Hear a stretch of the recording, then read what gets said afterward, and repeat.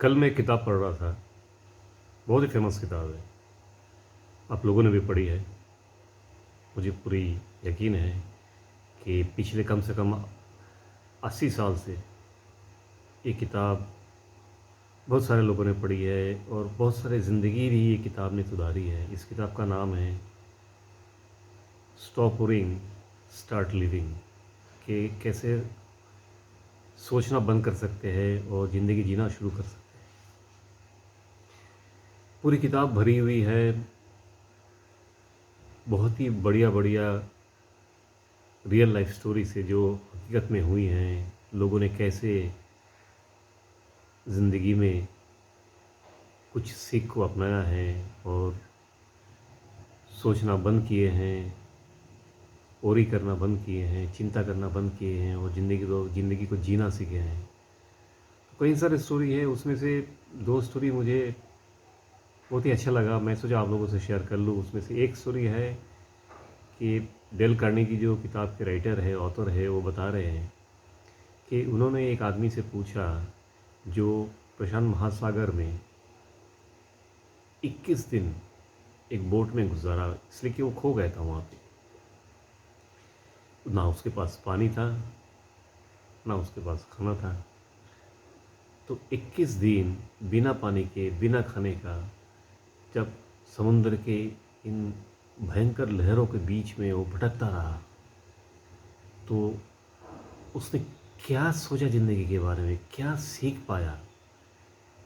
Dale Carnegie ने उससे पूछा कि आपने उन 21 दिनों में, जब आप इतने ज़बरदस्त संघर्ष कर रहे थे, तो आपने क्या सीखा। आप लोगों को तज्जुब होगा सुन के उस आदमी ने क्या जवाब दिया। उस आदमी ने ये जवाब दिया कि उन 21 दिनों में सबसे मूल्यवान, सबसे कीमती जो सीख मुझे मिली है, वो है पीने के लिए काफ़ी पानी और खाने के लिए काफ़ी सारा खाना अगर हमें मिल जाती है, तो हमें ज़िंदगी में और कुछ नहीं चाहिए। यही हमने सीख सीखा। बहुत बढ़िया है कि नहीं। हम कितना कुछ सोचते रहते हैं कि ये चाहिए, वो चाहिए, कार चाहिए, मकान चाहिए, फलाना चाहिए, फॉरेन ट्रिप चाहिए, सब कुछ चाहिए।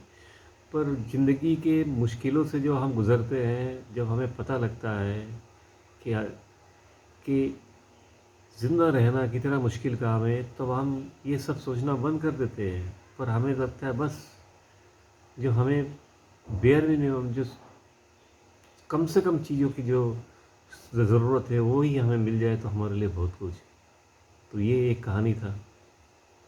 एक दूसरा कहानी है कि एक लड़ाई में बता रहे डेल कार्नेगी साहब कि एक लड़ाई में एक कैप्टन या जो भी मेजर है, सोल्जर के गले में एक शेल लगी, मतलब कुछ डैमेज हुआ, काफ़ी ज़बरदस्त डैमेज हुआ। तो उसको ऑपरेशन के लिए लेके गए ऑपरेशन के लिए। तो उसका ऑपरेशन हो रहा था और आदमी बहुत डरा हुआ था, ऑब्वियसली बहुत डरा हुआ था। उसको लग रहा था कि क्या होगा क्या नहीं होगा। तो उससे तो बात करना नहीं हो रहा था। तो उसने डॉक्टर से पूछा, एक चिट लिखा डॉक्टर को, एक पर्ची लिखा और डॉक्टर को दिया कि मैं बच जाऊंगा क्या। तो डॉक्टर ने पर्ची देखा, हंसा और उसको जवाब दिया, बोले हाँ तुम बच जाओगे। उसको पर्ची लिख के दिया। थोड़ी देर बाद उसने दूसरा पर्ची लिखा कि मैं बात कर पाऊंगा क्या, ये सब होने के बाद मैं बात करने की ताकत होगी मेरे में। तो डॉक्टर ने उसके बाद उसमें लिख के भेजा, हाँ तुम बात कर पाओगे। थोड़ी देर बाद उसने तीसरी पर्ची लिखी और डॉक्टर को दिया।